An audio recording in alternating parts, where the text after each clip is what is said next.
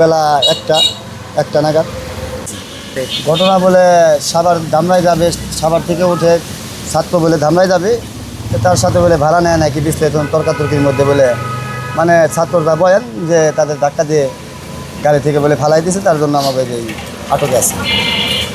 নাই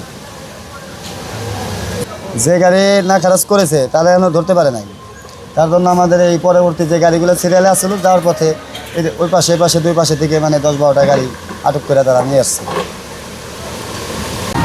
বাসগুলো আটক করার প্রধান কারণ হচ্ছে আমাদের কলেজের স্টুডেন্ট মোহাম্মদ ইমন, ম্যানেজমেন্ট ডিপার্টমেন্ট 4th বর্ষ, তার ফাইনাল পরীক্ষা ছিল ধামরায়ে। সে পরীক্ষা দিতে যাওয়ার পথে তার সাথে আরও 4-5 জন বন্ধুও ছিল। যাওয়ার পথে ভাড়া নিয়ে তাদের সাথে একটু কথা কাটাকাটি হয়।